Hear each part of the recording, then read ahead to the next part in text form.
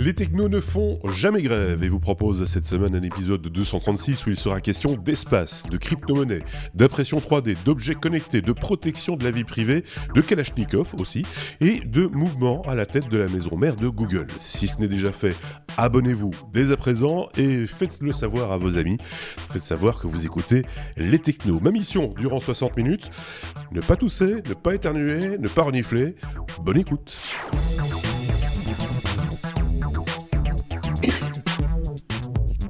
Pas moi. Pas tousser, c'est pas moi.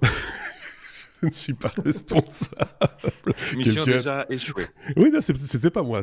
Pour le coup, je pense que c'est Xavier qui a fait un petit. C'est pas moi, c'est pas moi. Voilà, j'ai toussé.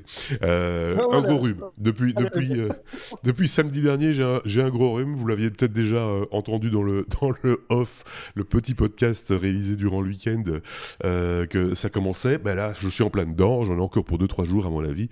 Ça va déjà un petit peu mieux, même si ça s'entend pas. Vous avez reconnu Xavier d'un côté qui va participer à cet épisode 236 et puis Sébastien également, celui qui n'a pas de cheveux, de l'autre. Avant même de commencer cet épisode, je tiens à signaler que c'est probablement l'une des dernières prestations de Sébastien avec les technos, puisque Sébastien a émis le désir de faire d'autres choses l'année prochaine, en 2020, et on le retrouvera certainement à l'occasion de l'un ou l'autre hors-série ou autre PO. Il est toujours le bienvenu, hein, Sébastien, tu le sais bien, la porte t'est définitivement ouverte et le siège t'est acquis, le micro aussi d'ailleurs. Je voulais juste signaler un petit truc.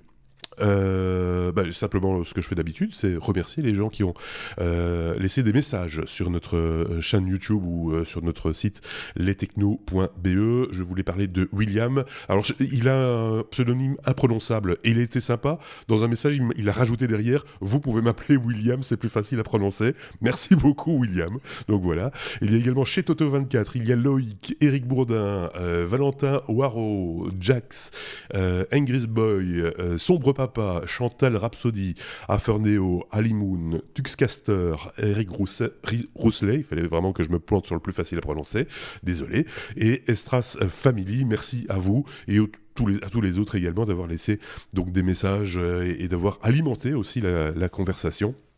Sur, La liste s'allonge, hein, j'ai l'impression, ces derniers temps. oui, il y a de plus en plus de commentaires. De personnes d'intervenants. Ouais, c'est bien, il y a de plus en plus de commentaires et c'est de plus en plus animé parce que tous, ou presque, sont intervenus même plusieurs fois hein, dans les commentaires. Donc ça échange bien de manière générale. Donc c'est plutôt sympa.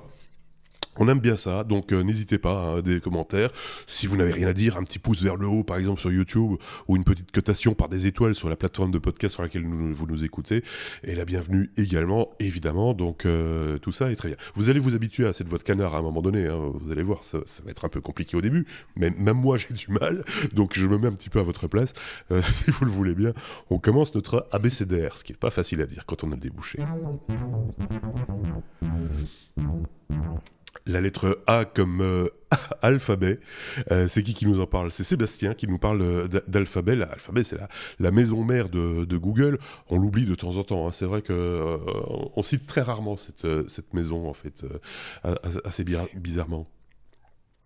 Qui avait été créé aussi il y a 4 ans maintenant, principalement pour des raisons structurelles et financières, etc. Donc, effectivement, c'est plus une holding, on va dire, parce qu'on connaît très bien les marques du groupe Alphabet, que ce soit Google, YouTube, même Waymo, enfin voilà, toutes les filiales de ce groupe-là, mais le groupe en lui-même est surtout représente la valeur en bourse et c'est une plus structurelle qu'autre chose. Et donc, effectivement, c'est une structure qu'avaient créée Sergey Brin et Larry Page. Ils en avaient pris la direction aussi. Ils étaient CEO, donc directeur général, on va dire, tous les deux. Et puis, la branche Google, donc la branche principale, la branche historique, on va dire, du groupe, avait été reprise par Sundar Pichai, qui avait été nommé par les cofondateurs. Et donc, voilà, ça, c'était il y a 4 ans maintenant.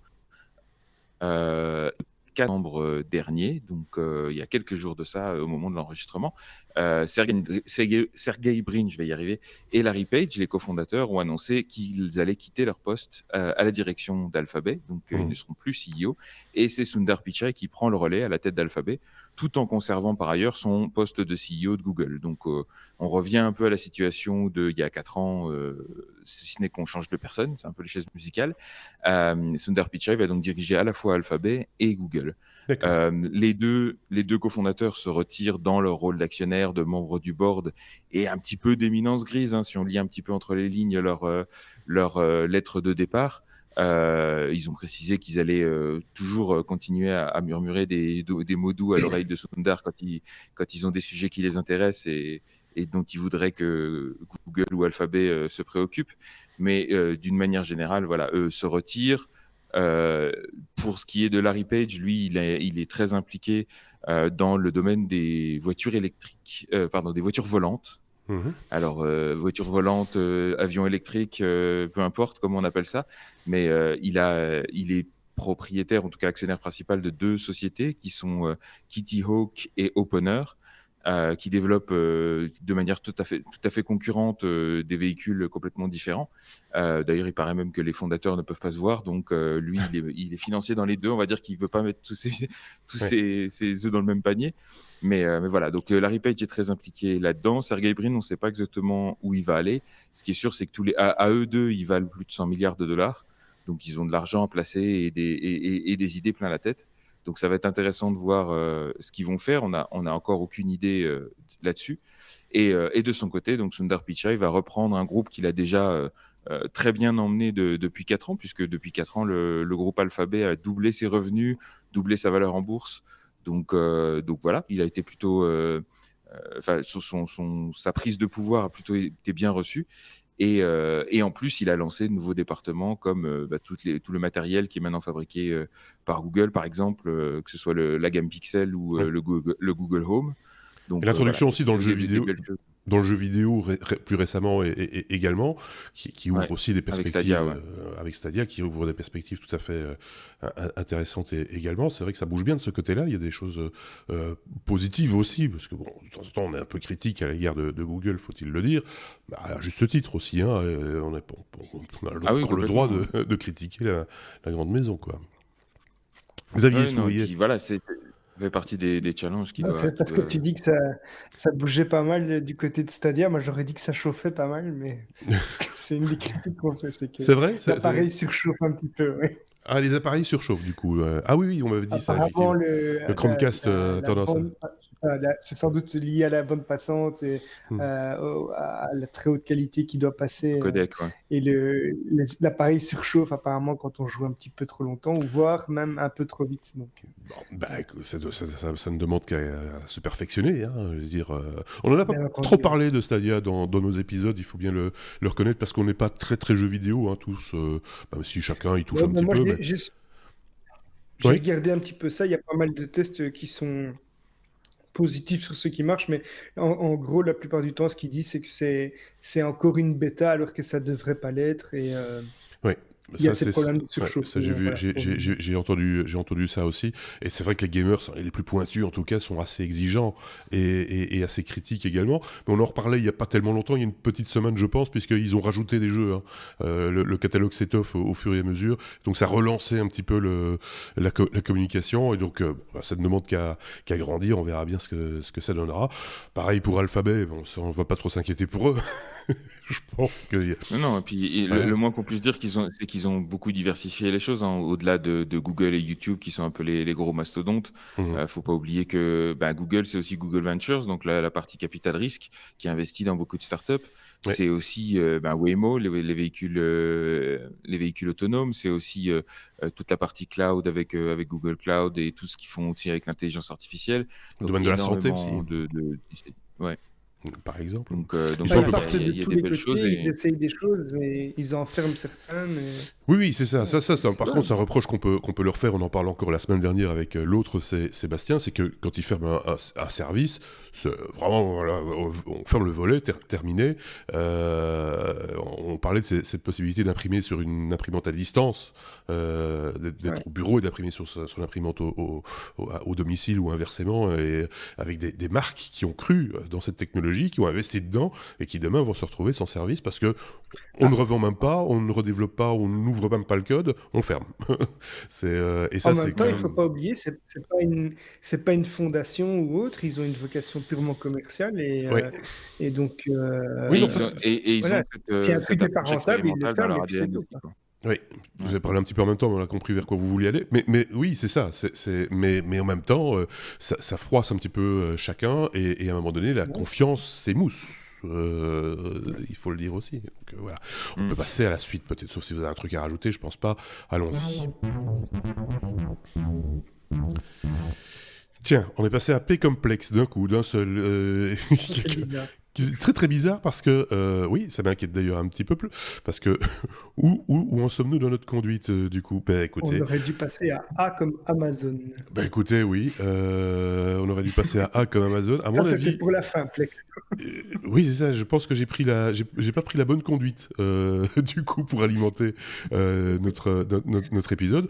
Pas grave, on va parler de A comme Amazon. On va suivre la conduite et je vais me débrouiller de mon côté. C'est Xavier qui voulait en parler, je pense, pour parler de Ring qui transmet nos coordonnées apparemment à la planète entière ou presque.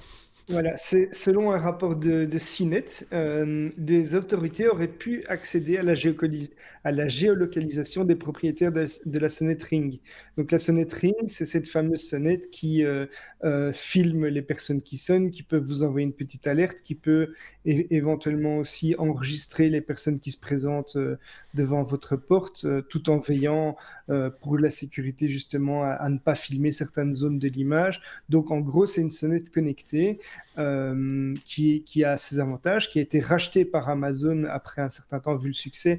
Et une des raisons principales, c'est le fait que Amazon pourrait se servir de ce type d'engin pour offrir des services où on autorise finalement les livreurs Amazon à rentrer chez nous pour livrer le paquet et en ressortir en ayant la preuve parce que c'est filmé qu'ils n'ont rien fait d'autre que livrer le paquet. Mmh. Donc c'est sans doute une des raisons principales pour lesquelles Amazon a racheté ça, peut-être aussi pour surveiller les livraisons d'une manière ou d'une autre.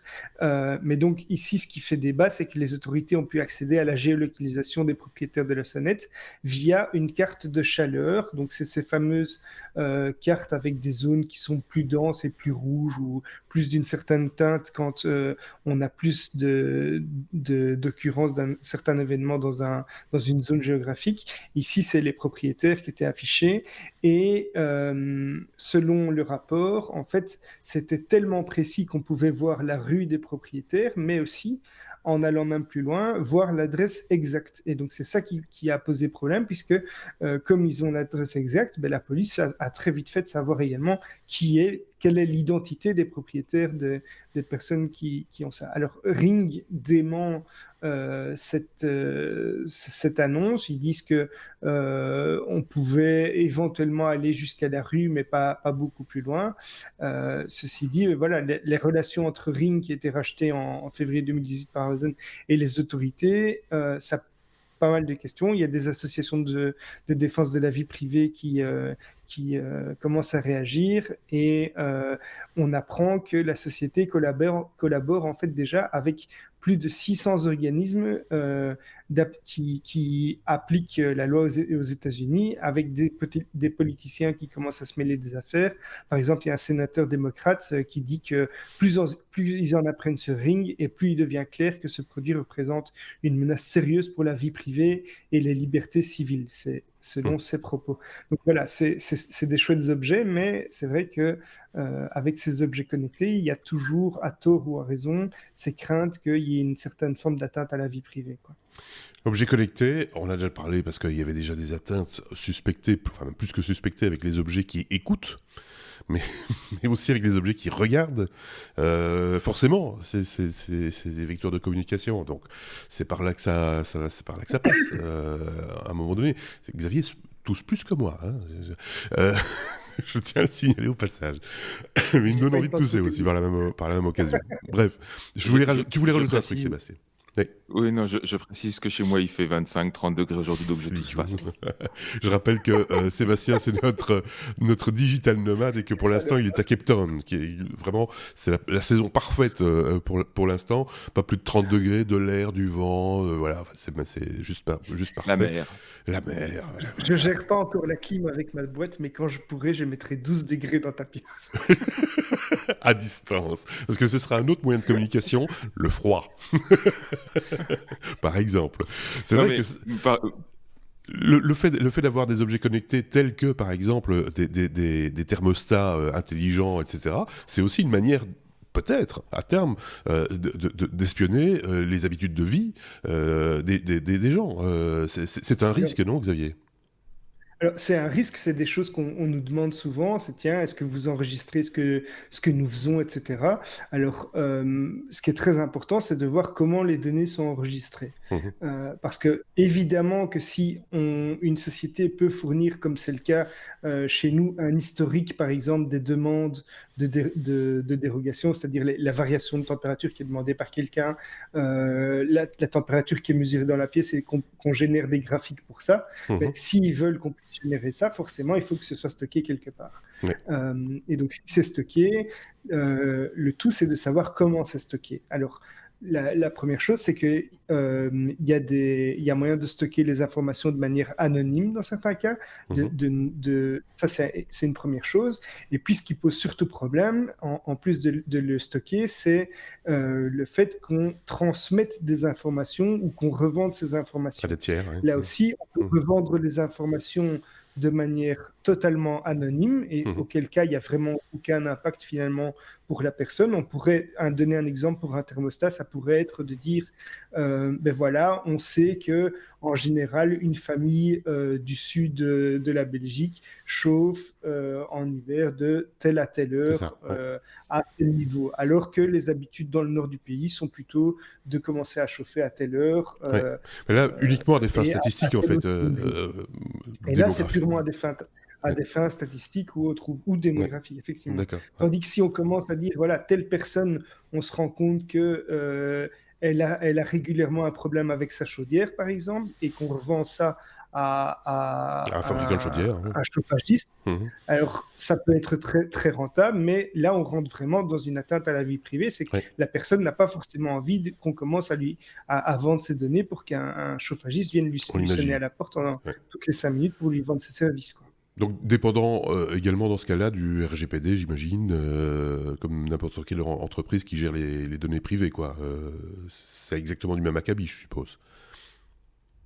Ah, j'ai définitivement perdu Xavier. Il était givré jusqu'à présent. Ouais. Pour quelqu'un qui parle de thermostat, c'est pas mal. Mais Je là, il est suis de retour, mais je Ah, suis il est de toujours retour. frisé, apparemment. Toujours frisé. Ouais. Donc RGPD, hein, c'est ce que je disais. Oui, c'est ça. Ouais. Donc Sébastien, vous voulez peut-être juste rajouter un petit truc pour clore peut-être ce chapitre. Ouais, Objet connecté. je voulais juste rajouter qu'effectivement, au-delà de la problématique des données privées, moi, ce qui me fascine surtout là-dedans, c'est que c'est très difficile à réguler ces choses-là et à anticiper à l'avance ce qui va être fait avec ces données, et notamment avec le croisement de ces données. Je me Oui. souviens au passage de cette histoire avec, je sais plus quelle, je crois que c'était allez, la boîte qui a été rachetée récemment, bon, bref, pour les trackers d'activité, Mhm. et où on avait réussi, en croisant les données de pas mal de militaires, à voir où se trouvaient les bases, certaines bases américaines, Oui. juste en traquant où ils avaient tendance à faire leur exercice. Oui, ils faisaient leur jogging avec des montres Voilà, c'est ça. connectées et ils avaient tous le même type de montre et on pouvait définir Voilà. quelle était la distance entre tel bâtiment et tel bâtiment dans une base qui normalement Voilà. n'était même pas accessible par les caméras de Google Maps ou autre, hein. Donc c'est quand même assez... Et c'est le même problème, mais c'est le même problème dans les limites d'application du RGPD, parce que c'est toutes les données privées, y compris celles qui peuvent être déduites par croisement. Oui. Donc ça devient compliqué d'anticiper tout ça, et à partir du moment où on centralise les données, on s'ouvre, on s'expose fatalement à ce genre de risque, quoi. Ouais. Le mieux, c'est de systématiquement tout anonymiser quelque part, hein, mais bon, malgré tout, on est toujours pas à l'abri Ouais, mais en d'une anonymisant, tu défaite. protèges la vie privée des utilisateurs, mais tu Ouais. protèges pas les utilisations dérivées qui peuvent en Non, être faites, c'est quoi. sûr, c'est clairement. Ouais, ouais. Ok, bon, bah, je pense qu'on a bien cerné cette problématique donc bah, ici c'était Ring en l'occurrence, la petite sonnette connectée avec caméra, mais c'est aussi le cas d'autres objets tout aussi anodins que celui-là, il faut bien le dire.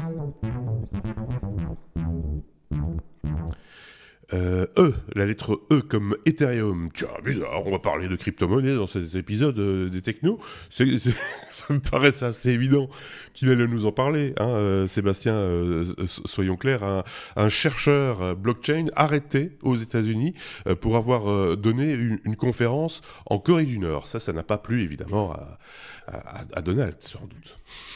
Ah oui, non, Donald n'était pas content, mais surtout enfin, je pense pas que Donald il connaisse Non, non. grand-chose, il comprenne grand-chose, donc Bah, vu Corée du Nord, ça, qu'on n'a jamais vu utiliser. sans le situer sur Ouais, la carte, il sait un peu ce que c'est méchant. Bah bon, mais c'est ça. voilà. C'est méchant, mais en même temps on l'aime bien, et puis on Ouais. va le voir Je pense que c'est pas régulièrement, méchant, on le c'est tape la le vie. petit gros bridé. Ou un C'est ça, truc dans ce genre-là. Mais, Rocketman, comme il l'appelle. oui, c'est ça. Mais enfin, bon, il J'ai s'agit cru d'autre que tu chose ici. parlais de moi, ça va. Rien à voir. Rien à voir. T'as pas la coupe réglementaire. Oui, Euh, t'as pas les décorations aussi. c'est ça. Vas-y, Donc, Sébastien, on va y arriver. en avril dernier est organisée à Pyongyang, en Corée du Nord, donc une conférence sur la blockchain et les crypto-monnaies. Alors, on reviendra après sur la notion de conférence dans ce contexte. Ouais. Mais donc, on avait un employé de la fondation Ethereum et citoyen américain, donc, qui s'appelle Virgil Griffith, qui avait demandé à l'époque l'autorisation aux autorités américaines pour participer à la conférence et qui ne l'avait pas obtenue. L'autorisation lui avait été clairement refusée. Et puis, il avait décidé d'y aller quand même, de son propre chef, en passant par la Chine. Donc, il avait bravé un petit peu les autorisations officielles. Et puis, finalement, ça l'a poursuivi, ça l'a rattrapé le 29 novembre dernier, le jour de Thanksgiving, puisqu'il a été arrêté à l'aéroport de Los Angeles, probablement pour un voyage qui n'avait absolument rien à voir, puisque c'était il y a longtemps. Mais il a été arrêté pour violation de ce qui s'appelle l'International Emergency Economic Powers Act. Les Américains avec leur loi dans tous les sens. Et en gros, voilà, on avait imposé des sanctions à la Corée du Nord, donc t'as pas le droit d'y aller. Ouais. T'y allais quand même, on t'arrête pour ça, quoi. C'est un peu Et le dindon de notamment si je puis me permettre, c'est un peu le dindon de la farce, puisqu'on parle de Thanksgiving. C'est Oui, c'est tout à fait. l'idée. Voilà. Voilà, je l'ai fait. Oui. Passons à autre chose. Donc, il a été arrêté. Et ce qu'on lui reproche, en l'occurrence, c'est d'avoir donné des informations techniques capitales à Pyongyang, à la Corée du Nord, pour échapper aux sanctions américaines et, en gros, blanchir de l'argent et des transferts d'argent entre la Corée du Nord et d'autres États. Et la plainte fait suite à un interrogatoire du FBI, alors interrogatoire qu'ils ont appelé une interview consentie. Oui, c'est ça. Vous pouvez tourner autour du pot, mais en gros, vous avez convoqué le gaillard et vous lui avez tiré les verres du nez. Bon, en l'occurrence, il n'y avait pas grand-chose comme verre du nez à tirer, puisque notre ami Griffith n'a pas été spécialement avare de détails sur son itinéraire, et il le partageait librement et publiquement sur Twitter auparavant. Donc, il s'était Ça n'est pas caché, quoi. C'était vraiment un secret polichinelle. Voilà, c'est ça. Et en l'occurrence, pour même aller plus loin dans ce qui n'était pas caché, c'est le contenu de la conférence en lui-même, qui s'appelait Ethereum et la paix, Ethereum and Peace, Blockchain and Peace, pardon. Donc, c'était même pas spécialement par rapport à Ethereum. C'était blindé d'informations, enfin, c'était que des informations qui sont publiquement accessibles en ligne sur Internet. Donc, c'est pas comme s'il avait partagé des secrets de fabrication ou des informations qui appartenaient particulièrement au gouvernement américain, mais n'empêche que le gouvernement, enfin, l'autorité américaine n'a pas spécialement apprécié le truc. Donc, ils l'ont interpellé pour ça. Il est en prison, je crois, encore au jour d'aujourd'hui. Il doit payer une caution et un juge a jugé qu'effectivement, il y avait suffisamment de preuves pour qu'il y ait un procès derrière. Donc, procès il y aura, mais donc, dès qu'il aura payé sa caution, il sera libéré. Donc, ça a déclenché évidemment tout un débat sur Twitter, dans la crypto-twittosphère et dans tout l'écosystème. Certains, la plupart d'ailleurs, jugent que c'est plutôt héroïque ce qu'il a fait, qu'il a partagé de l'information de manière ouverte. D'autres disent qu'il a été un peu con d'aller contre les autorisations officielles et de se mettre volontairement dans la merde pour ça. Mais toujours est-il que, voilà, Maintenant, il va y avoir un procès qui va être intéressant en termes de jurisprudence, pour voir quels vont être les arguments qui vont être avancés des deux côtés. Et pour moi, ce qui est intéressant là-dedans, c'est de voir que on commence tout doucement à rentrer dans le vif du sujet, et dans cette espèce d'affrontement qui est presque inévitable entre l'ancien monde, le monde des États-nations, ce que j'appellerais presque les États zombies, ceux qui sont morts et qui le savent pas encore, et de la décentralisation qui les menace et qui menace toute leur mission.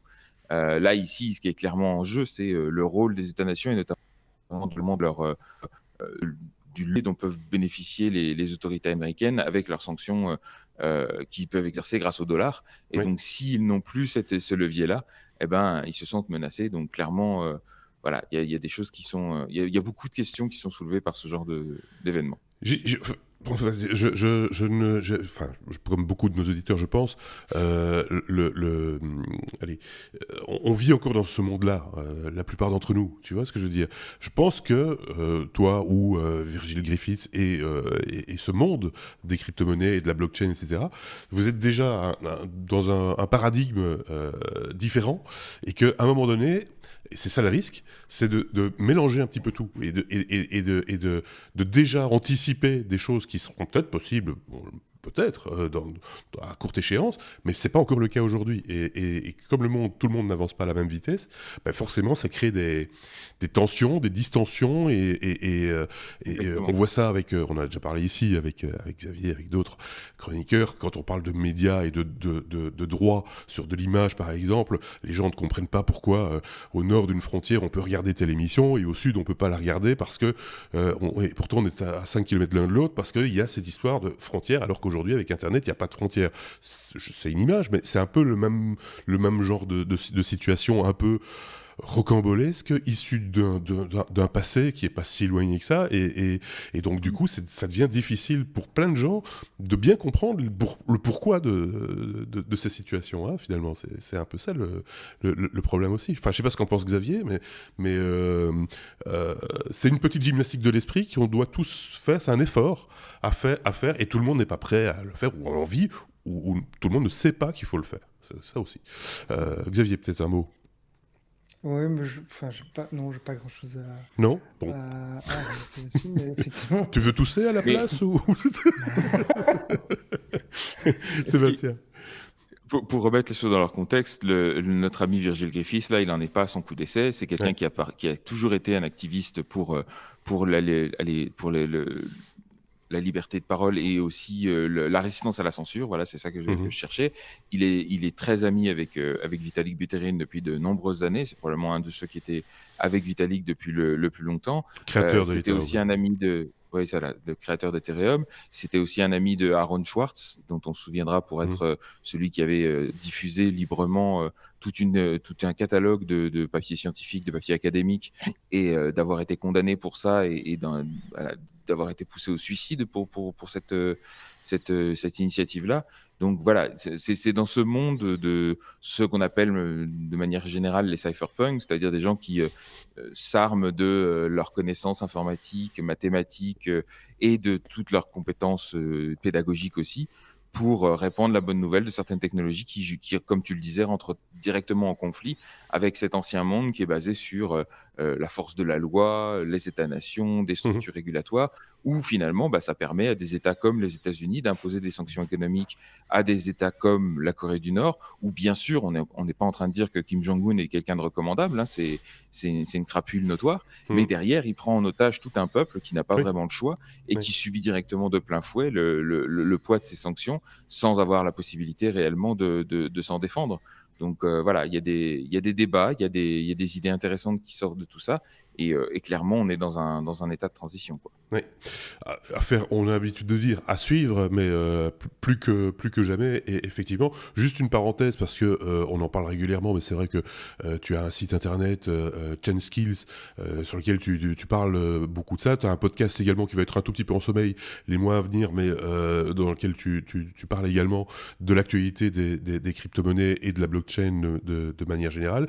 Et je pense qu'on peut en toucher deux mots. Tu es sur l'écriture d'un bouquin, pas tout seul je pense, mais vous êtes sur l'écriture d'un bouquin à venir, dans lequel forcément on va trouver ce type d'informations et ce type d'explications pour essayer d'accéder au plus grand nombre, quoi. Je dis pas de bêtises, c'est ça l'idée, hein. C'est ça. Allez, les valeurs qu'il y a derrière l'initiative Chain Skills que j'ai avec mon acolyte Salid Eloudriri, c'est vraiment de permettre au plus grand nombre de comprendre et d'accéder à toutes ces problématiques-là, notamment autour d'Ethereum, parce qu'effectivement, c'est la technologie qui nous paraît être la plus prometteuse, en tout cas pour l'instant, dans ce domaine, mais autour de la blockchain et de la décentralisation d'une manière générale. Et donc, on a effectivement commencé l'écriture de ce bouquin alors qu'on auto via l'InPub et qui est déjà disponible pour ceux que ça intéresse, mais qu'on va continuer à fignoler dans les semaines et les mois qui viennent pour essayer de continuer à éduquer les gens autour de ça et à rendre la technologie de manière la plus accessible possible. C'est clair qu'il y a encore beaucoup de monde qui ne comprend pas tout sur le sujet. Moi, mais c'est pas évident. Enfin, des personnes qui me contactent et qui me disent tiens, on m'a parlé de telle application qui utilise l'Ethereum et du coup, je pense que ça doit être sûr, etc. Je dis, mais attention, l'Ethereum, c'est un moyen pour sécuriser certaines transactions, etc., avoir un historique, mais c'est pas pour ça que tu peux pas te faire avoir ou qu'on peut pas t'arnaquer en te demandant de déposer de l'argent à gauche ou à droite.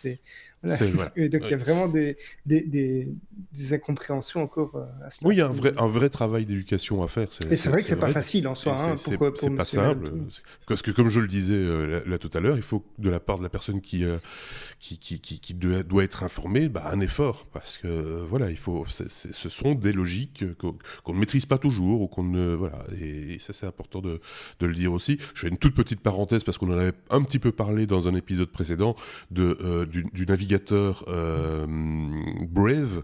dont je suis très content. Dont je suis très content également, et qui récompense les internautes qui visitent des sites, mais également les éditeurs de sites, par ce qu'on appelle des BAT, BAT, qui sont liés à l'Ethereum, si je ne dis pas de bêtises, d'une manière ou d'une autre. Est-ce que tu peux nous en dire deux mots, Sébastien, tant qu'on est là? On fait une grosse parenthèse, là, on sort un peu du sujet, mais pas tellement, finalement.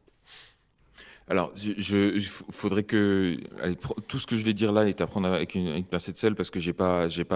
Non, c'est pas préparé. Je suis d'accord. Oui, c'est ça. C'est ça. Donc, le BAT, il me semble, est un token Ethereum, c'est-à-dire que c'est pas une crypto-monnaie, mais c'est un dérivatif qui est développé et opéré grâce à Ethereum, donc sur la blockchain Ethereum, et qui permet effectivement, comme tant d'autres tokens qui peuvent exister, c'est ce qu'on appelle les ERC20. Donc, c'est des tokens standards qui permettent de, en gros, rémunérer de manière dérivée les utilisateurs de Brave pour regarder des pubs, mais aussi pour l'utilisation qui peut être faite, l'utilisation dérivée qui peuvent être faite de leurs données, et donc de modifier un petit peu la balance du pouvoir, on va dire, de décentraliser l'utilisation qui peut être faite des données privées. Et donc voilà, ça fait partie de ces nombreuses initiatives qui essayent d'utiliser non pas l'aspect sécurisé, comme pouvait le souligner Xavier, mais qui est plus un effet de bord presque que des blockchains, mais plus de décentraliser certains aspects du pouvoir et changer un petit peu la donne de ce côté-là. Donc, effectivement, bref, c'est très intéressant de ce point de vue-là, et il y en a plein d'autres initiatives qui vont bien au-delà de la simple crypto-monnaie, qui est aujourd'hui peut-être l'utilisation la plus communément admise et la plus connue dans le grand public, mais qui illustre justement toutes les utilisations multiples et variées qui peuvent être faites de la décentralisation et des blockchains dans plein de domaines, quoi. Parce que ce fameux BAT en question, dont c'est l'acronyme de quelque chose, mais j'ai oublié de quoi il s'agit. Brave Attention Token. Oui, c'est ça, voilà.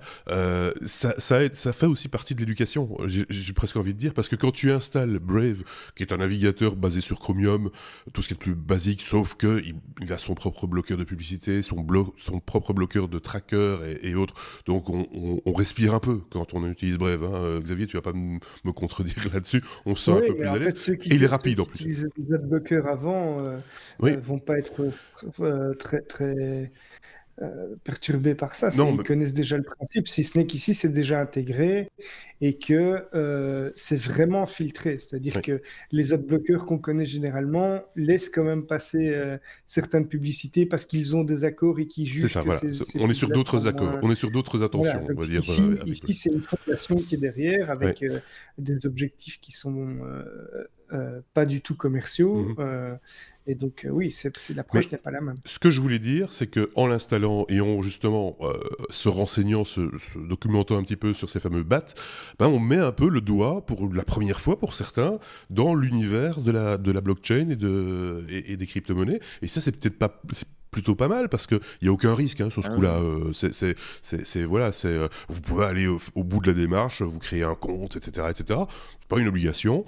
Moi, je trouve ça plutôt pas mal. Ça permet de mettre un petit doigt, un petit orteil dans ce monde-là et de voir comment ça évolue.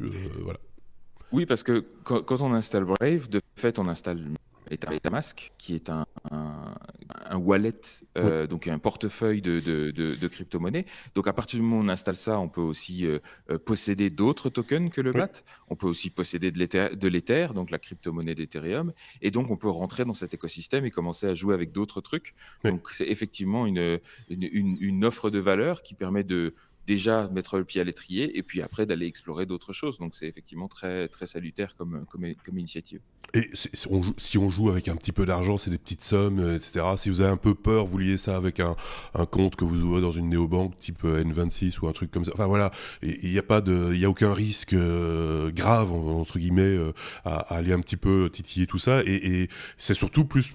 Alors on sait aussi à qui on s'adresse quand on parle chez les technos, à des technophiles un peu curieux. Voilà, si ça vous intéresse et vous êtes un peu curieux, allez jeter un petit coup d'œil. Et si vous ne vous en sortez pas, allez jeter un petit coup d'œil sur Chain Skills. On mettra le lien évidemment, comme toujours d'ailleurs, dans la description de cet épisode, dans la biographie de Sébastien en l'occurrence. Et vous en apprendrez certainement encore bien plus que chez nous d'ailleurs. Merci encore une fois Sébastien pour toutes ces informations fort utiles. Impression 3D. On est dans l'ordre là, c'est bon? Oui. Du coup, j'avais une petite crainte.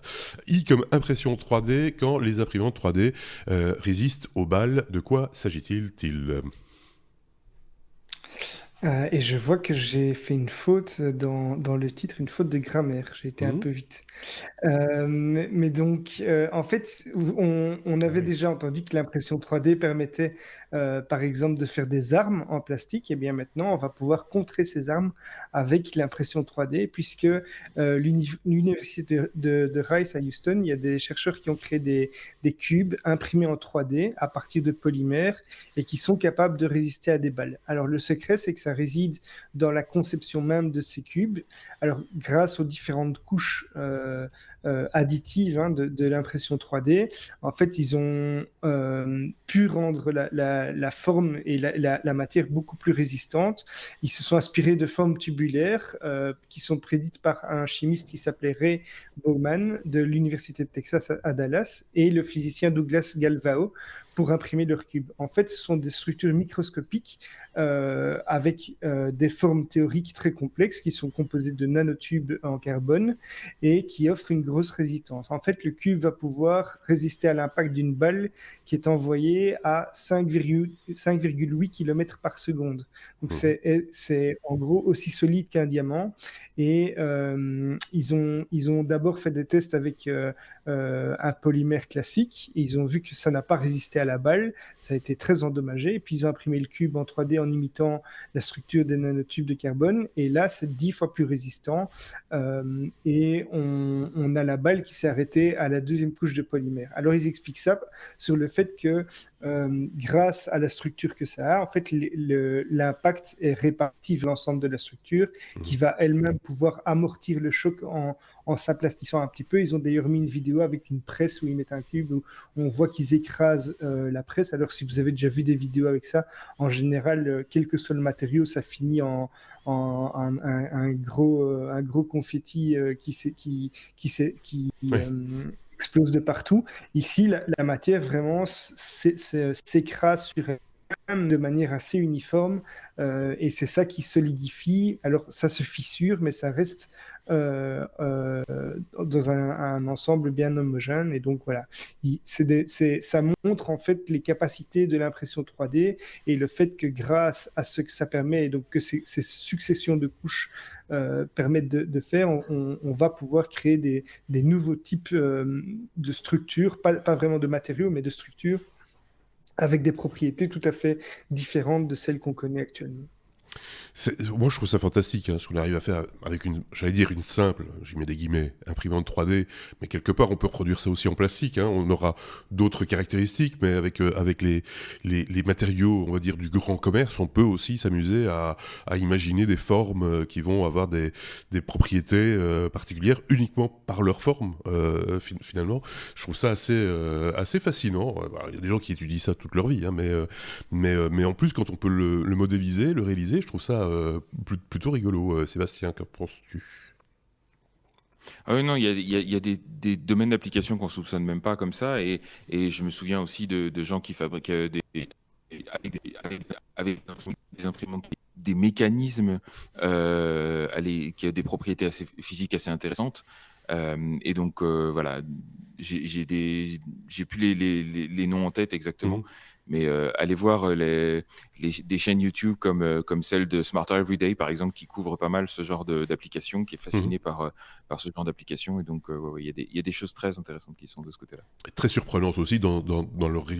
la simplicité de la réalisation. Des fois, c'est assez déconcertant. Et ça Ouais. commence des fois simplement avec une boîte en carton. Moi, je me rappelle d'une démonstration, mais c'était il y a déjà longtemps. On avait posé un 15 tonnes sur des boîtes en carton. Euh, donc un camion complet, quoi. C'est contre-intuitif à souhait, et c'est C'est génial. complètement contre-intuitif, mais en même temps, ça s'explique. Et donc, c'est ça qui est juste magique. C'est aussi pour ça qu'on aime beaucoup les technologies de manière générale, il faut bien le dire. Ça va péter.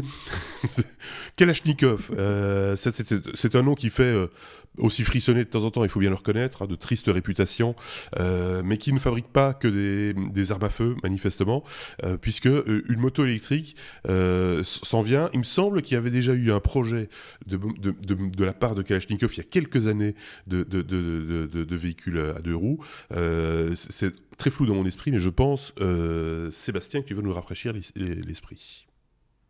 Et tout à fait. Donc ici c'est la marque, donc le fabricant russe Kalachnikov qu'on connaît surtout pour ses armes, et notamment pour des armes assez bruyantes et Oui, même pétaradantes. Mais oui. là effectivement on parle plutôt de motos électriques, donc ils vont pas pétarader du Non. tout.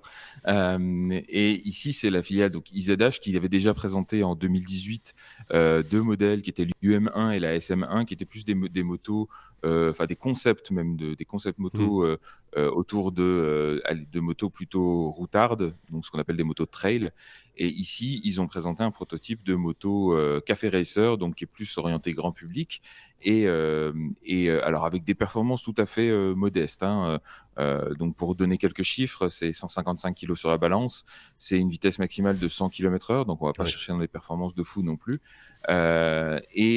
pour une autonomie d'environ 100 km et une recharge en à peu près 8 heures. Donc c'est à peu Mhm. près les chiffres qu'on a pour l'instant. Pas de passagers, parce qu'encore une fois, sur une café racer, on est plutôt sur de la moto, allez, de routard solitaire, on va dire. Mhm. Même s'il ne pourra pas aller très loin avec ce prototype. On n'a pas de prix ni de date officielle pour une mise sur le marché, mais encore une fois, on est dans le domaine des concepts pour l'instant et des prototypes. Donc il y a une vidéo qui est disponible sur le site officiel qui permet de voir la moto rouler sur une piste pour Mhm. l'instant, hein. Elle est pas encore homologuée pour la route, et elle a une performance assez, comme je disais, des performances assez modestes. On parle de 50 kWh pardon, 50 kilowatts de puissance pour le moteur, donc ça fait à peu près 67 chevaux.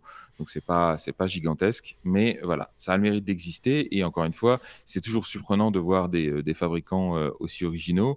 Alors de l'autre côté, sur un marché beaucoup plus existant et mis sur le marché, on a des fabricants comme Zero, dont la SRF, le dernier modèle, marche plutôt bien, se vend Mhm. plutôt bien. On se souvient aussi de Harley-Davidson, qui, contre Oui. toute attente, a développé aussi son Et propre c'est modèle, retiré. qui est maintenant commercialisé. Oui, Oui, et apparemment, ils se Qui a sont... ils se sont pas vraiment retirés, mais ils ont stoppé les ventes à un moment, en Oui, tout cas. ils ont levé le pied, on va dire. Et, et voilà. Ouais. sans qu'on sache Sur la vraiment li- pourquoi, en tout et, cas. et c'est dangereux de lever le pied sur une moto. Ben oui. Mais voilà, la Livewire de Harley-Davidson a surpris pas mal de monde. Donc voilà, c'est un domaine qui se développe. Moi, je trouve ça intéressant parce que si on met ça dans une perspective un petit peu plus large, Ben, le jour où on aura effectivement les véhicules électriques et notamment les véhicules autonomes du côté des voitures qui se seront massivement introduits sur le marché, il y a fort à parier que ça va changer de la donne en termes de qui a le droit de rouler ou de ne pas rouler, qui a le droit de piloter ou de ne pas piloter, et tous les impacts que ça va avoir sur le permis de conduire et les conducteurs humains. Et dans un contexte pareil, ben, ça va aussi redéfinir un petit peu qui a le droit de rouler en deux roues et Oui. notamment en moto. Et donc, c'est important aussi pour cette industrie-là qu'elle se réinvente et qu'elle continue à innover. Et je trouve les motos électriques intéressantes de ce point de vue-là. Même si là, on va pas aller parler de motos autonomes, hein, parce que ça n'a pas Non, grand non, ça n'a sens en pas termes beaucoup de sens. de développement. Mais voilà. Mais par contre, sans aller jusqu'à la moto, le scooter déjà électrique a déjà enfin moi je trouve que ça rentre déjà bien dans le marché. Il y a quand même pas mal. On s'est jamais vraiment attardé sur les scooters en tant que tels dans ce podcast, parce qu'on s'est beaucoup intéressé aux véhicules électriques de manière générale avec Bruno entre autres, puisqu'il en vend, donc mais plutôt des véhicules de loisirs. Alors que le scooter, on en voit maintenant en accès partagé un peu partout sur les coins des rues. Je parle pas des trottinettes, hein, je parle vraiment du scooter, celui sur lequel il faut porter un casque, etc. Je trouve ça plutôt pas mal, parce que c'est des petits véhicules qui se faufilent, urbains, hein, qui se faufilent un petit peu partout, qui sont assez bien foutus. Je regardais de près, ça a l'air d'être solide, robuste, etc. Donc voilà, c'est déjà une petite porte ouverte vers le deux roues électrique, moins ou non polluant, c'est plutôt pas mal, et surtout silencieux. Voilà. Parce que Et silencieux voilà. et accessible en plus. C'est-à-dire Oui, qu'on c'est pas très oublie très souvent cher. de préciser que c'est Mmh. pas très très cher, et surtout en termes de pilotage, là où effectivement la plupart des motos, enfin voilà, les motos à l'ancienne, comme je peux en rouler parce que voilà, je suis motard aussi, Mmh. bah c'est des motos avec des boîtes de vitesse qui Ouais. nécessitent un apprentissage, etc. Vous avez beaucoup maintenant de scooters électriques qui sont disponibles à la location Mmh. dans les grandes villes. J'étais à Lisbonne au mois de septembre, où j'ai vu effectivement beaucoup plus de scooters électriques que ce que j'attendais à trouver, et tout simplement parce que n'importe qui peut y rouler. Il n'y a Oui. pas de boîte de vitesse, et Et ça aucun se roule très apprentissage, il simplement. faut avoir de l'équilibre et c'est tout, quoi. C'est savoir Voilà, rouler à c'est vélo, très, ouais. Si tu et sais c'est rouler à très vélo, c'est bon, agile, c'est quoi. très Ouais. autonome. Ouais. Ouais. Et bah, évidemment, on fait pas des vitesses de pointe monstrueuses, mais on vile jamais, hein. De toute façon, ça sert à rien de vouloir aller plus vite que Exactement. la musique non plus. Donc, tout ça va Ce qui dans est plus important, c'est l'agilité, quoi. l'agilité, la sécurité, Mm. etc. Et puis le coût. Ça, il faut le reconnaître aussi. Tout ça va dans le bon sens. En tout cas, moi, c'est ce qui me semble. Maintenant, il y aura toujours un esprit chagrin qui vous dira: ah ouais, mais ça pollue aussi parce qu'il y a des batteries, et parce qu'il y a du caoutchouc, et parce que machin, etc. Oui, c'est vrai. On peut aller à pied aussi. C'est vrai. Qu'est-ce que vous voulez que je vous dise? Par contre, là, y aller à pied, ça va être un peu compliqué quand même. Elle, comme lune, c'est c'est évidemment, une fois de plus, Sébastien qui va nous parler de l'espace. Parce qu'on a retrouvé un objet qu'on avait perdu, Oui. manifestement. Voilà, c'est Et comme... qui illustre le fait que d'ailleurs, à pied ou pas à pied, c'est toujours compliqué. Oui. Hein, faut bien remettre les choses dans leur contexte. On parle ici de l'Inde. Pour l'instant, n'ont atterri sur la Lune que les Russes et les Chinois et les Américains. Mhm. Les Chinois plus récemment d'ailleurs. Les Russes, c'est déjà beaucoup plus vieux, évidemment. Oui. Euh, mais là, ici, c'est l'Inde qui s'y était essayée avec la mission Chandrayaan-2, qui était partie en juillet 2019 et qui avait décollé avec à la fois un orbiteur et un atterrisseur, ou plutôt un alunisseur en l'occurrence, euh, en juillet 2019. Donc, Mhm. l'ISRO, donc l'agence spatiale indienne, avait commandité cette mission. Et puis, on attendait avec impatience l'alunissage en septembre. Et alors, l'orbiteur s'est mis en orbite parfaitement bien, a envoyé toutes ces informations, etc. Et puis ensuite, c'est l'alunisseur Vikram qui devait se poser en septembre, et qui n'a pas, enfin, qui a été très loin, hein, on a suivi sa descente Mhm. jusqu'aux dernières secondes, et puis dernière seconde, on a perdu le contact juste après avoir vu comment dire, la représentation numérique du Vikram Oui. faire des choses très bizarres sur les écrans, hein, puisque Oui. dans La les dernières télémesure a phases, perdu un c'est peu ses jeunes. carrément ou pas. ou pas. Ce qui pourrait d'ailleurs Oui, expliquer pourquoi il s'est crashé. C'est oui, que c'est vrai, en c'est fait. que dans les dernières secondes, on a vu sur les écrans l'alunisseur faire des pirouettes Oui, et même se retourner purement et simplement. C'est-à-dire qu'au moment où il était censé orienter sa propulsion vers le bas pour ralentir, eh ben, il s'est mis à l'orienter vers le haut, ce qui l'a oui, plutôt accéléré, hein, oui, si on s'en fie à la télémétrie. oui, Et donc voilà, d'après pas mal de radiotélescopes amateurs, etc., qui regardaient un petit peu ce qui s'est passé, qui analysaient un petit peu les signaux radio et les spectros, etc., on a vu qu'il se serait plutôt crashé à une bonne vitesse de 300 km/h dans la surface lunaire. Donc il aurait eu mal, pépère. Pour autant, l'agence spatiale indienne défendait son jeune en disant non, non, mais c'est bon, il s'est pas craché, il s'est juste posé un petit peu violemment. Oui, oui, oui, c'est façon de c'est dire une les vue Ça choses. d'esprit. s'appelle un Oui, crash. Euh, voilà, c'est ça. Et en l'occurrence, il s'est posé un petit peu bizarrement et du coup, l'antenne, elle est mal orientée. Et c'est pour ça qu'on n'arrive pas à communiquer avec. Oui, enfin, si l'antenne elle-même est éparpillée aux quatre coins de la Lune, ça oui, expliquerait aussi pourquoi on n'arrive pas à communiquer avec. oui. Toujours est-il que depuis, on n'avait pas vraiment d'image officielle. Le graphier, vous inquiétez pas, il est là, mais ils n'avaient pas partagé d'image pour autant, donc à ce Ouais. moment-là, ils peuvent dire c'est un peu ce qu'ils veulent. Et en l'occurrence, autour de la Lune, il y a aussi des orbiteurs américains. Il y a notamment le LRO, le Lunar Reconnaissance Orbiter, qui tourne autour et Mhm. qui prend régulièrement des photos. Et comme c'est une initiative publique américaine, ils ont la bonne idée de mettre ces images publiquement à disposition du grand public. Et donc, on a un petit malin, en l'occurrence un Indien aussi, un ingénieur en mécanique indien, indépendant, qui s'appelle Shanmuga Subramanian, qui a analysé Tu peux le redire? des tonnes et des tonnes d'images. Oui, Shanmuga Subramanian a donc analysé, je maîtrise complètement ma news, a analysé des tonnes et des tonnes d'images pour finalement tomber sur des images un petit peu louches qu'il a partagées d'ailleurs ouvertement sur Twitter en interpellant à la fois la NASA et l'ISRO et en disant je crois que j'ai trouvé un truc. Et de Simplement en fait, la comparant les NASA, images d'un premier passage et d'un second passage, en fait. Hein, c'est c'est ça, quelque chose que les tout le monde images aurait qui pu pouvaient faire, en fait. ouais, mais qui demandent un effort Bien colossal. Donc sûr, c'était bien bien en sûr. l'occurrence de crowdsourcer cet effort-là. Ouais. Et là, voilà, il a mis la puce à l'oreille de la NASA. La NASA a réanalysé les images, a analysé d'autres images qu'ils avaient plus récentes, etc. Et ils ont croisé toutes ces données-là et ils ont confirmé, en créditant d'ailleurs notre ami indien pour sa trouvaille, parce que effectivement, a priori, c'est effectivement le crash. Donc ils ont repéré à la fois le site du crash, le site de pas mal de débris, ils ont un petit Mhm. peu croisé tout ça. Et donc, a priori, le machin se serait crashé à peu près à 750 mètres du site d'atterrissage, enfin de l'unissage prévu initialement. Mhm.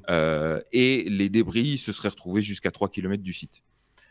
Aussi bien d'ailleurs enfin, dans la ligne de l'alunissage prévu, donc Mhm. dans la ligne logique, on va dire, qu'un petit peu en amont, ce qui pourrait laisser à penser qu'il y a des choses qui ont explosé, qui ont projeté des débris C'est ça. dans toutes les directions, et y compris des débris. Alors ça, c'est un peu plus drôle. Si on regarde en détail les images, on voit une espèce de traînée à un endroit, donc au sud-est de la zone de choc, on voit un débris qui aurait visiblement roulé dans une côte. Hein, pour ceux qui ont vu qui ont l'image sur YouTube, vous voyez un petit peu cette espèce de traînée là qu'on voit au sud-est Mhm. de la zone d'impact. J'imagine déjà tous Et les voilà. complotistes. Oui, c'est Ah oui, ça, non, voilà. c'est clair. Rappelons, On hein, a des on n'est preuves jamais de allé sur la traces Lune. sur la Lune. C'est, Ouais, c'est ça. oui, on a joué au foot sur la Lune. Et puis, non, c'est surtout, c'est un petit lunien qui est allé traîner des débris qu'il a trouvés, où il est en train de se faire une petite cabane avec. Enfin, bref. Mais bon, on salue en tout cas l'effort crowdsourcé de ce gaillard. Ouais, c'est La chouette. NASA qui était suffisamment honnête pour dire oui, effectivement, c'est lui qui a trouvé, et puis on a juste confirmé ce qu'il avait trouvé. Et je vous invite, pour ceux qui s'intéressent à ce genre de détails, à suivre la chaîne YouTube d'un gaillard qui s'appelle Scott Manley, Oui. qui est à la base, elle est ingénieure en aérospatial et qui actuellement est plutôt employé chez Apple. Ah oui, Je crois qu'il est développeur aussi, d'accord. Ok. qui est un grand fan, qui fait beaucoup comment ça s'appelle, de Kerbal Space Program, pour ceux qui Mmh. suivent un petit peu ce genre de jeu. Et voilà, qui est un type génial et qui a une chaîne C'est YouTube une impeccable. Il a très fait grosse chaîne récemment YouTube, près d'un Ah million ouais, d'abonnés, il fait ouais, des dizaines de milliers de vues et on vous mettra le lien d'ailleurs vers la vidéo en question parce que c'est une somme, il a réuni toutes les informations dans une vidéo très bien foutue, même sans comprendre l'anglais, même en coupant le son, vous suivez les images et vous comprenez tout. Je voulais juste voir, parce que justement il y a des images ici où on voit les équipes indiennes au moment de cet alunissage qui est un échec, en fait, applaudir, sourire, machin, etc. Il faut quand même se rendre compte qu'après, moi, ça m'avait touché. Quand ils se sont rendus compte que c'était parti complètement en vrille, que ça avait bien déconné, etc., ils étaient tous très penauds et autres. Et je pense que c'est un ministre, ou en tout cas un officiel, qui est venu les féliciter chaleureusement, ouais. parce que, voilà, le gars positif à mort, il a relancé ses équipes d'une manière fantastique, alors que dans d'autres pays, peut-être, ou avec d'autres mentalités, bah, ils auraient été directement condamnés ou expulsés ou Je pense virés pas tout qu'il y ait simplement. cas, hein. Ici, ils ont été félicités très chaleureusement par cet officier en question. Je trouvais ça plutôt sympa et bienveillant. Alors, d'une part, parce que l'exploit est réel, hein. Enfin, Oui, mais faut bien évidemment, oui, voir oui. quand même que l'agence spatiale indienne, ils ont pas les budgets de la NASA, ils ont pas les budgets On est bien de d'accord. l'agence russe non plus. Et pour autant, ce qu'ils ont fait, ils sont quand même allés super loin et ils s'arrêteront pas là, puisqu'il y a Chandrayaan 3 qui est déjà financé, Mhm. annoncé officiellement. On n'a pas encore de date pour la mission, mais ils vont renvoyer de nouveau un alunisseur qui, pour le coup, partira sans orbiteur, puisqu'ils vont pouvoir utiliser l'orbiteur qui, lui, est un succès total. D'ailleurs, ils ont Mhm. déjà prolongé la mission pour plus de 7 ans par rapport à ce qui était prévu à la base. Donc voilà, la mission n'est pas un échec total non plus, et ils en ont encore sous la pédale. Donc ça va être très intéressant de suivre ça et de voir comment l'Inde va pouvoir aller défendre un petit peu son beefsteak Oui. dans la conquête de la Lune, quoi. Affaire à suivre, comme on dit, à chaque fois, évidemment, quand il s'agit de conquête spatiale et de nouveaux pays qui partent explorer comme ça la Lune, en l'occurrence, ou l'espace de manière générale. Moi, je trouve ça toujours aussi magique et aussi, voilà, ça continue à me faire rêver. Je sais bien que c'est pas le cas de tout le monde, qui trouvent, qui comprennent pas pourquoi on fait tout ça et qu'on ferait mieux de dépenser de l'argent à je ne sais pas quoi faire, mais à faire autre chose. Et moi, je dis, bah voilà, moi j'aime bien. Comme ça, qu'est-ce que vous voulez? On surfe pas. Allez, la lettre N, comme Netflix, alors que moi j'ai des vidéos d'espace qui continuent sur mon écran de droite, c'est un peu perturbant. N comme Netflix. Alors, quand vous fermez votre compte Netflix, qu'est-ce qui se passe? Je pose la question un petit peu comme quand on dit, genre je ferme la porte du frigo, qu'est-ce qui se passe à l'intérieur? Est-ce que la lampe s'éteint ou pas? C'est un peu la même chose, c'est le même genre de réflexion, c'est Xavier qui nous en parle. Qu'est-ce qui se passe quand on ferme son compte Netflix? Mais ici, c'est un petit peu un rappel sur la sécurité et ce qu'il faut et ce qu'il ne faut pas faire. C'est qu'il y a une utilisatrice qui est basée à Oxford qui a annulé son abonnement en avril et qui a vu que depuis, elle a été facturée en septembre par Netflix pour son abonnement. Mhm. Alors, elle était un petit peu surprise puisqu'elle avait fermé son abonnement et elle a essayé d'aller se reconnecter à son compte. Seulement, il n'y avait plus moyen.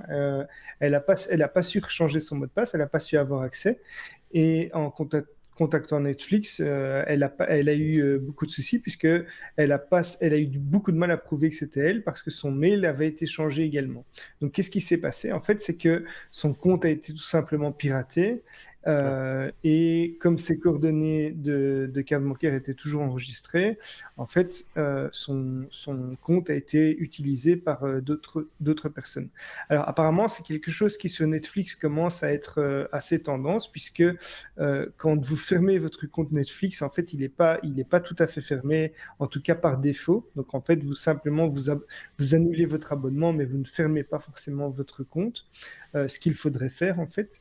Et c'est une pratique qui est surtout répandue aussi parce que sur Netflix, il y a beaucoup de gens qui partagent son compte et son mot de passe. Et du Oui. coup, il y a des petits malins qui partagent encore avec d'autres, qui partagent avec d'autres. Et au final, on se retrouve en fait avec des hackers qui, sur des forums, vendent des comptes à vie. Donc, ils arrivent à vendre des comptes avec suffisamment de comptes piratés où ils vous disent, voilà, pour environ 4-5 $, vous allez acheter un compte à vie. Nous, on vous assure d'avoir toujours un compte avec un mot de passe qui fonctionne. Et donc, c'est un vrai problème qui est quelque chose de connu. Hein. Se faire pirater un compte, c'est pas tout nouveau.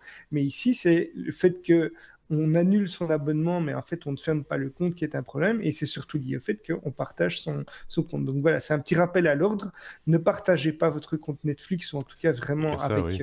avec un nombre très limité de personnes en qui vous avez une absolue confiance. Et si vous décidez d'arrêter votre abonnement, veillez peut-être à changer ou en tout cas annuler la carte qui est enregistrée, la méthode de paiement, ou à bloquer cette méthode-là, quoi. Oui, enfin, j'imagine que s'il garde des traces, c'est aussi parce qu'on peut très bien se réinscrire à un moment donné ou rouvrir son compte et garder l'historique de ses habitudes de consommation.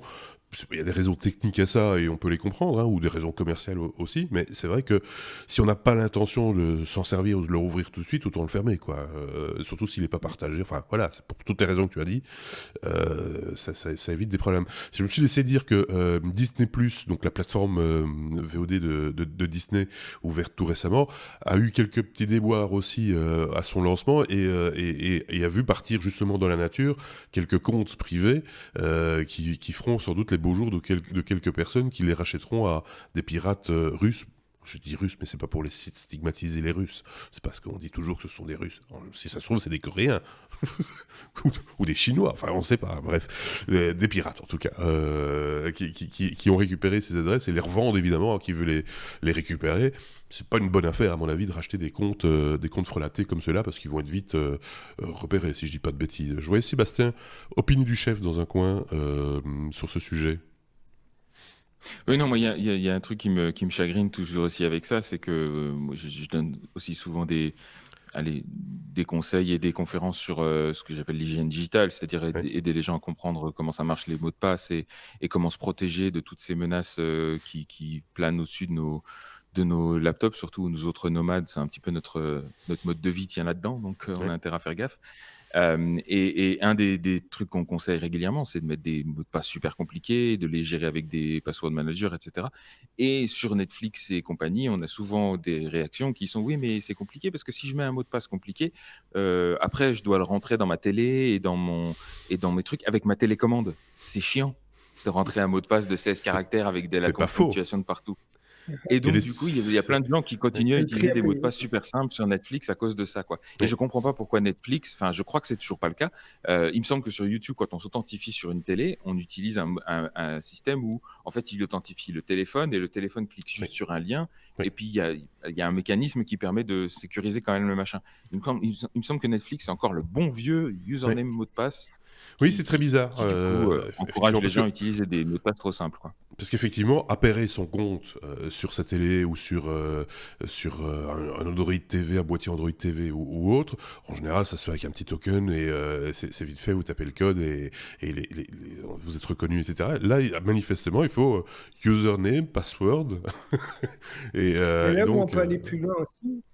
Je ne sais pas si c'est possible avec Netflix, parce que ça fait un moment que je ne suis plus dessus, mais il est conseillé quand on peut d'activer la double authentification. Parce que là, même quelqu'un qui trouve votre mot de passe, s'il n'a pas la double authentification, ou bien votre accord, puisque c'est vous qui pourriez lui communiquer le résultat de cette double authentification, vous êtes assuré qu'il ne pourra pas se connecter, quoi. Tout à fait. Donc voilà, les solutions existent, mais elles sont des fois un petit peu laborieuses à mettre en œuvre, et comme l'être humain il est un petit peu fainéant. C'est comme ça, si l'être humain n'était pas fainéant, en Égypte, ce serait des cubes, ce ne seraient pas des pyramides. C'est vrai. C'est surtout parce qu'il se fatigue. On irait visiter le cube de Khéops. Oui, c'est ça. C'est parce qu'il se fatigue aussi, c'est surtout ça. Ah mais voilà, Plex, le sujet P comme Plex. Plex lance un nouveau service de VOD gratuit. Il faut rappeler ce que c'est Plex, évidemment. N'était pas Amazon? P comme Amazon, oui. Plex.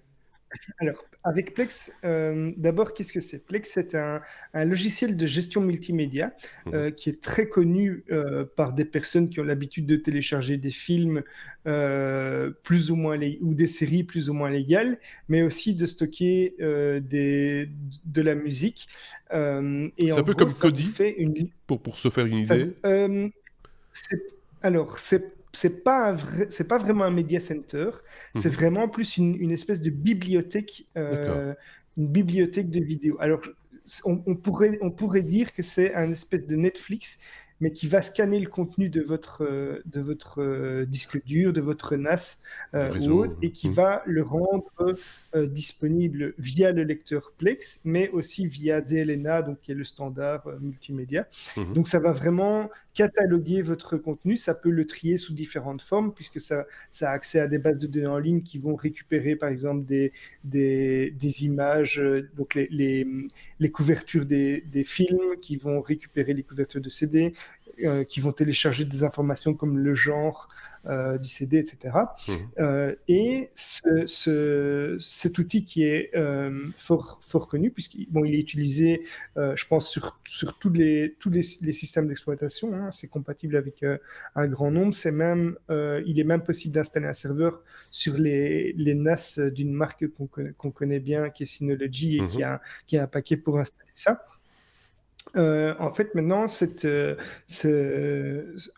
logiciel intègre son propre service de vidéo à la demande en streaming, Mhm. qui est totalement légal et gratuit. Alors, comment est-ce que ça se passe? En fait, ils ont des accords pour diffuser des milliers de films qui sont issus des catalogues de MGM, de Warner Bros, de Lionsgate ou de Legendary, et ils sont disponibles sur iOS, Android, tvOS, Android TV, Xbox One, etc., mais aussi en ligne. Alors, comment est-ce que c'est financé? Tout simplement par la pub.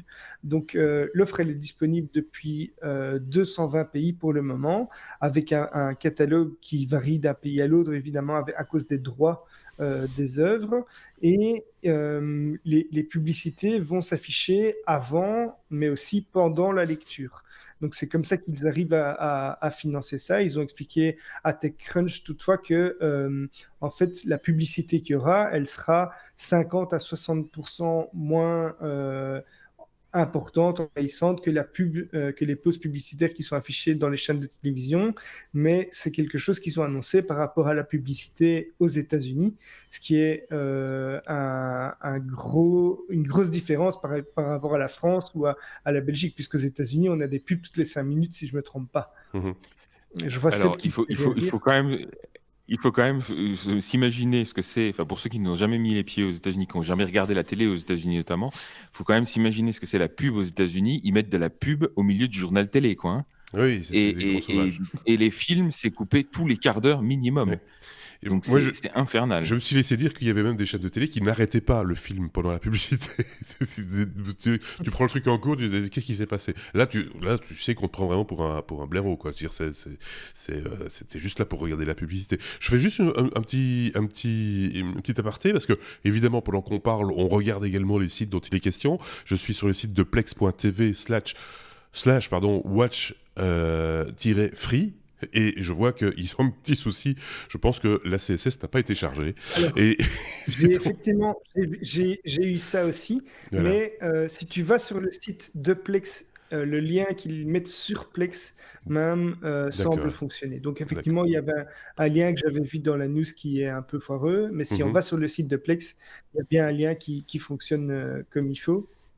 Et alors, pour réagir encore à cette histoire de pub, effectivement, moi, je m'étais rendu compte avant, enfin, j'étais jamais allé aux États-Unis, et donc je me suis pas rendu compte de la pub qui était aux États-Unis, mais je me suis rendu compte, en fait, que la pub était vraiment importante aux États-Unis. Pour ceux qui connaissent la série 24 heures chrono, qui était une série qui se passait en 24 heures, mais réelle, donc c'était 24 épisodes d'une heure, sauf que les épisodes duraient 40 minutes.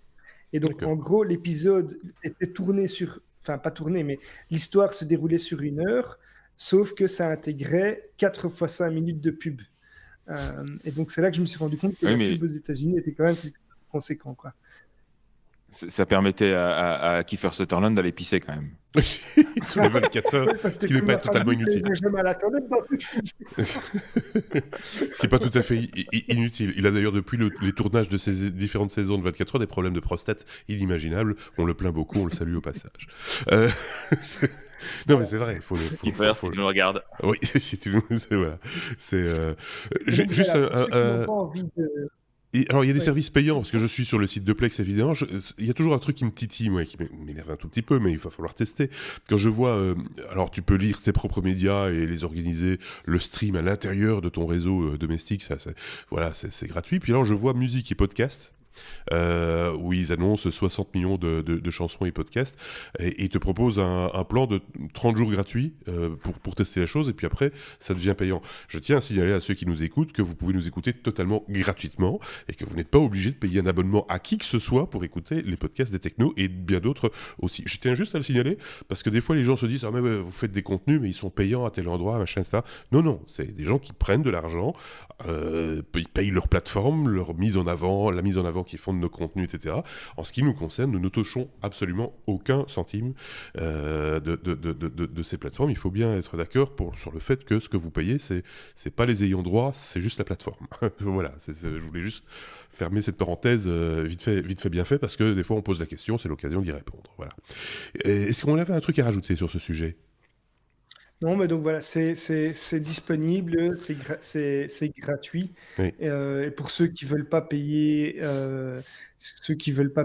un Netflix par exemple, qui veulent pas avoir Prime ou d'autres solutions payantes, mais qui sont d'accord de se taper un petit peu de pub, voilà, il y a moyen de voir déjà un beau catalogue de films gratuitement et sans risquer tous les virus qu'on peut trouver sur des sites moins légaux.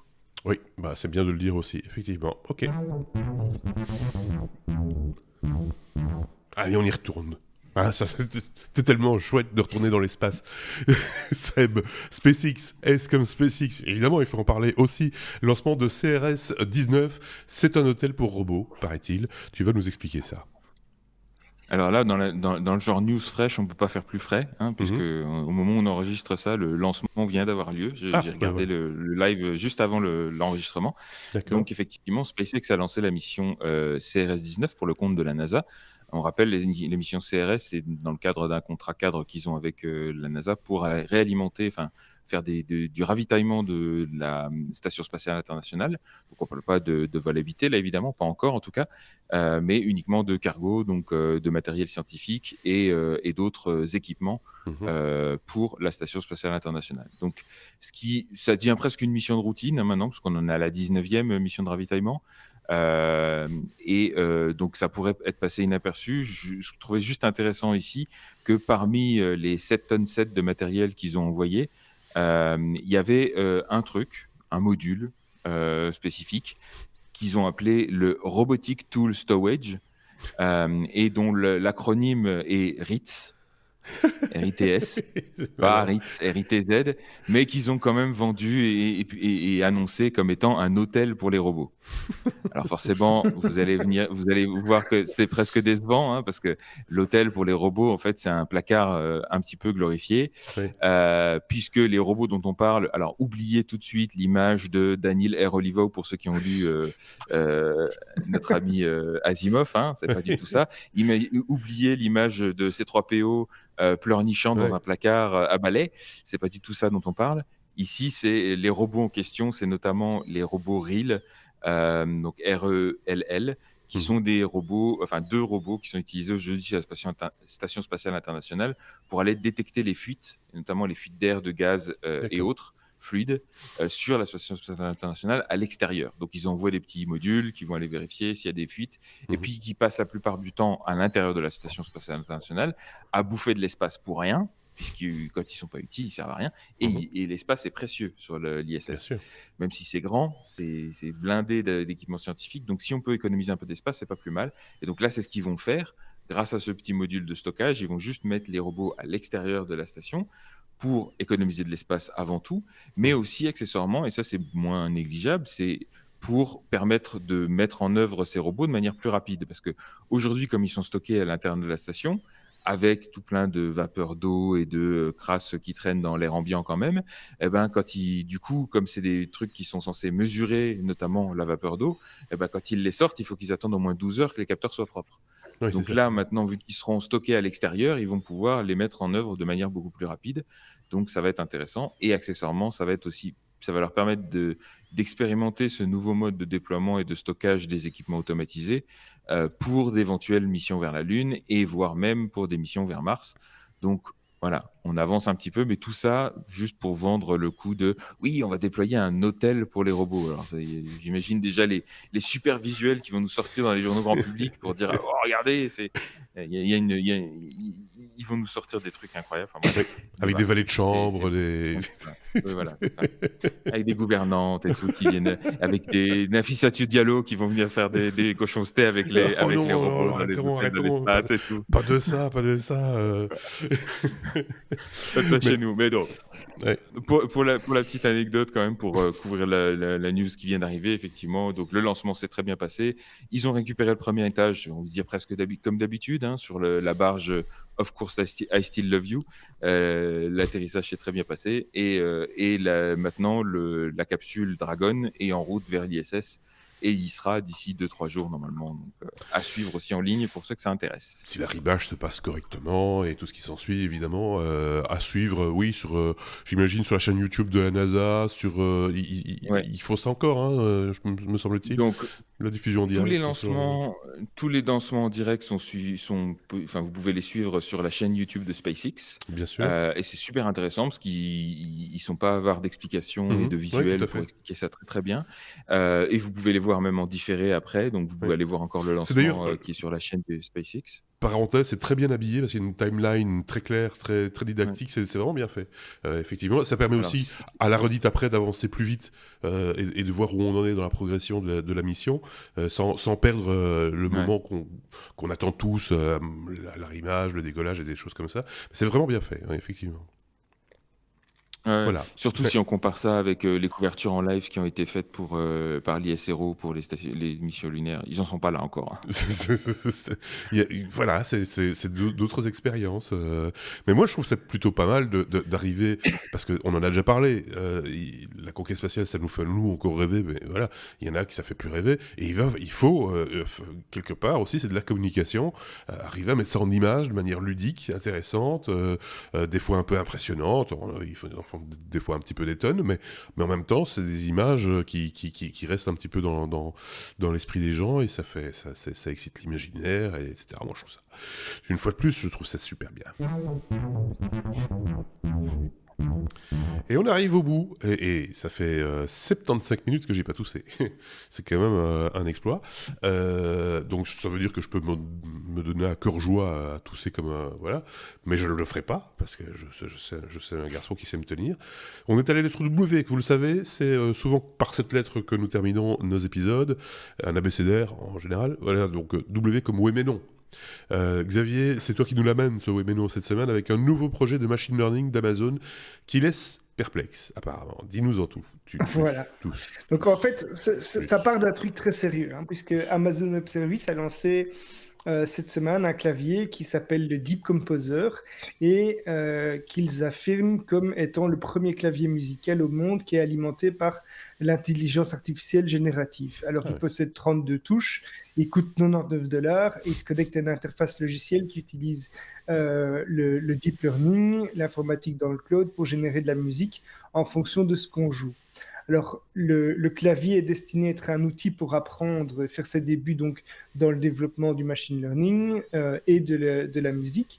Il s'agit d'une des dernières nouveautés d'Amazon Web Services qui permet de se familiariser avec ce machine learning. Ils avaient déjà lancé une voiture RC qui s'appelait Deep Racer. Ils avaient lancé Amazon Web Services Deep Lens, qui est une caméra.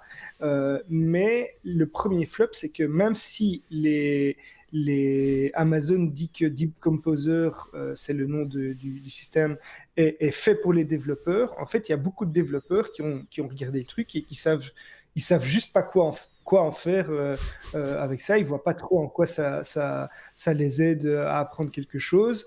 Ils disent que le clavier physique qui est à 99 $ est même pas nécessaire, puisqu'en fait, quand on se connecte à l'interface web, il y a un clavier virtuel. Pour les musiciens, c'est aussi très perplexe. Et alors là où c'est le flop total, je vous invite à aller voir cette vidéo parce que c'est à pleurer. Il y a donc le présentateur qui lance ce truc-là. Il invite un musicien sur scène et ils annoncent tout fièrement que le musicien va faire un morceau de musique. Et j'en ai presque les larmes aux yeux. Et donc le mec joue son morceau à la guitare et la musique commence à jouer. Et en fait, c'est juste nul, quoi. C'est nul, c'est mauvais, mais à pleurer. Il y a pas une personne qui applaudit dans la salle. Le mec s'arrête de jouer. Il attend, il y a la salle qui ne bronche pas. Le mec commence à dire, ben voilà, c'est fini. Alors, il y a 2-3 gars d'Amazon qui semblent applaudir. Et on voit la tête du présentateur qui se décompose et qui essaye d'enchaîner tant bien que mal avec sa présentation. C'est magique, mais c'est un flop total. On vous met, alors là, ceux qui nous regardent en vidéo voient l'image, mais on ne vous met pas le son. Vous savez pourquoi, j'imagine. On vous met le lien, évidemment, dans la description et vous allez pouvoir goûter à cette vidéo sans aucun problème. Et vous pouvez même vous la repasser. Et apparemment, ça a l'air d'être assez gênant comme moment, on va dire. Hein. À la fin, le musicien, quand il s'arrête de jouer et qu'il voit qu'il n'y a personne qui applaudit, voilà, on se met à la place du pauvre gosse. C'est vraiment magique. C'est particulier. C'est même limite hué, hein. Limite ils se font huer. Voilà. Quand on touche à ce genre de choses, la musique, l'art de manière générale, on a intérêt quand même à être armé et avoir des trucs costauds et intelligents à dire, à faire, etc. Et ça, c'est juste une démonstration un peu. Ça n'a pas. Ça sonne limite faux, etc. Donc. Pour ceux qui font un peu de musique, c'est mauvais, quoi. On a même l'impression limite que le gars chante faux, quoi. Donc limite même le musicien, ça on l'a un peu bidon, quoi. C'est possible aussi, hein. Ils en ont pas trouvé un. Je voudrais juste voir la tête des gens quand même dans la salle. Si ça vous dérange pas, il n'y a rien qui bouge. Il faut juste voir la tête du gars là, à la fin du morceau. Hop là, c'est un moment, le moment gênant du truc. Voilà. Bon, allez. Est-ce que c'était plus ou moins gênant que la vitre incassable pétée par une boule de pétanque? Référence au Cybertruck. Drôle, la présentation du Cybertruck d'Elon Musk, enfin de Tesla. Personne n'a compris ce qu'il voulait faire. En fait, c'est parce qu'on a vu une vidéo ensuite où ils ont lancé une boule de pétanque dans une usine de vitres et que ça rebondit et que c'était résistant. Ils ont voulu reproduire la même chose en direct, mais sans trop d'exercice avant, et ils ont pété la vitre. C'est gênant aussi, effectivement. 2 fois. Et que beaucoup ont jugé comme étant déjà un des moments les plus awkward jamais vus, assistés sur une scène, parce que après il s'est quand même baladé avec à faire tout le reste de la présentation, parce qu'il a fait ça au début évidemment pour rien gâcher. Il a fait tout le reste de la présentation avec les vitres pétées derrière lui, mais et là visiblement cette présentation a déjà volé la vedette à Elon Musk. Je suis content. Donc voilà. Il faut aller voir ça, c'est vraiment. Ce sont des moments comme ça, quand on voit l'énergie dépensée pour créer un produit déjà, puis pour faire la présentation de ce produit, et pour convoquer des gens pour venir voir la présentation de ce produit, et qu'on en arrive à des résultats pareils, on peut se poser la question de savoir s'il n'y a pas, c'est pas pétri d'incompétence à un degré ou à un autre dans la chaîne Ou parfois, pour tempérer quand même, parfois c'est des domaines dans lesquels on a du mal à juger de ce qui a été accompli. Si on réfléchit un petit peu à tout le papier, tout le foin qu'il y a eu autour de cette fameuse publication scientifique autour de la suprématie quantique chez Google, quand on lit ça, le kidam moyen, il lit ça, il dit je vois pas où est la réussite. Et de fait, quand on n'est pas dans le domaine, c'est compliqué à expliquer. Mais et là, j'ai déjà quelques amis sur Twitter, enfin quelques gens que je suis sur Twitter qui s'intéressent de très près à la musique générative et à tous ces algorithmes, qui disent que il y a des choses intéressantes quand même. Après, ça va être difficile à voir, un peu comme toutes les innovations majeures. Il y a des choses difficiles à voir tant que ça n'aura pas mûri un petit peu. Et c'est notamment le cas dans tout ce qui est le machine learning. Par définition, il faut qu'il apprenne avant d'arriver à générer des trucs intéressants, quoi. Je suis d'accord avec toi, mais là, on est sur une présentation de produits, certes innovants, etc. C'est un petit peu se tirer une balle dans le pied si on veut porter un projet. Et voilà, ils vont se prendre un retard monstrueux en termes de communication, parce que c'est pas demain la veille qu'ils vont refaire un truc comme ça, enfin une présentation de cette envergure. Il va falloir qu'ils bataillent beaucoup et qu'ils fassent beaucoup de communication, beaucoup d'argent perdu, beaucoup de temps perdu également. Donc si c'est réellement une innovation technologique, c'est vraiment très dommage. C'est presque du sabotage. Le truc, c'est que c'est aussi un double flop. Donc, c'est certainement une innovation technologique, ça doit être très compliqué à développer, etc. Mais il y a deux objectifs qui ne sont pas atteints. Le premier, c'est que les personnes à qui c'est destiné, en fait, ne comprennent pas le produit. Ne voient pas trop l'utilité, ils ne comprennent pas trop quoi en faire. Et le deuxième, c'est que ce qui est censé être joli a été vraiment... c'est tout le contraire d'être artistique. C'est bâclé, pour le coup, c'est un peu dommage. Voilà. C'est ce qui clôture, en tout cas, cet épisode 236 des technos. Tu vois, mon nez qui se rebouche pour le coup, donc je vais repartir dans mon rhume, sans aucune difficulté. On va dire merci à Xavier pour cette prestation. On se retrouve très bientôt, peut-être encore même cette année, ou je dis une bêtise, ou alors ce sera déjà l'année prochaine, parce qu'on est déjà au mois de décembre. Sûrement. Voilà, c'est ça. Donc, ça me fait penser que tu dois encore remplir le calendrier. Tout le monde l'a fait. J'ai un mois bien chargé. Là, prends ton temps, mais en tout cas, on te retrouve en 2020, effectivement. C'est moins le cas de Sébastien, malheureusement, j'ai envie de le dire, parce que voilà, je le pense. Quoi qu'il, comme je le disais, la porte est ouverte, et je pense que je crois qu'on va revoir Sébastien dans l'un ou l'autre épisode, voire un hors-série, un passage. Il ne va pas pouvoir s'en empêcher, il est comme ça. Vous savez, il a envie de partager. Quoi qu'il, bonne route à toi, puisque tu es sur la route, tu quittes bientôt le Cap pour aller où, la prochaine destination, fais-nous. D'abord la France pour un petit passage fête de fin d'année. Noël, et puis après l'Argentine. Pardon, l'Argentine, c'est ça ? L'Argentine, c'est ça. Ça a un petit peu coupé.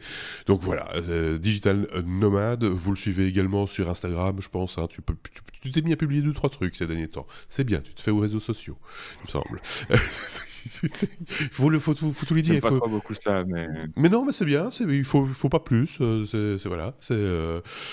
En tout cas, donne-nous de tes nouvelles, et longue route à toi. Et voilà. Et on suivra également ton site et ton bouquin quand ils sortiront. On en reparlera à ce moment-là. Tu seras invité comme on t'interviewera comme un auteur célèbre que tu seras devenu.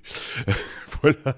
On s'arrête là. On va dire, oh là, on est en train de perdre Xavier. Ça part dans tous les sens. Son image est toute brouillée. Je fais du machine learning sur l'image, c'est artistique. Ça, c'est du glitch dans toute sa splendeur. C'est très particulier. Ça, c'est la webcam qui est en train de te lâcher. Mais enfin, bon, ça, c'est un autre problème.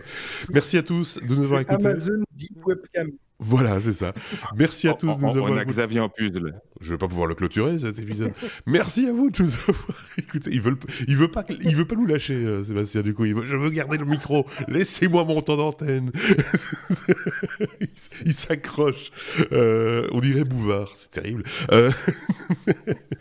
Merci beaucoup, en tout cas. On se dit à très bientôt. N'oubliez pas, les pouces vers le haut, abonnez-vous, dites-le à vos amis. Et on se retrouve très très prochainement, évidemment, avec un nouvel épisode et avec le off, je vous le rappelle, ce petit épisode que je vous propose durant le week-end en général pour vous parler de l'actualité dont on n'a pas parlé dans cet épisode. Il y en aura certainement. À très bientôt. Salut.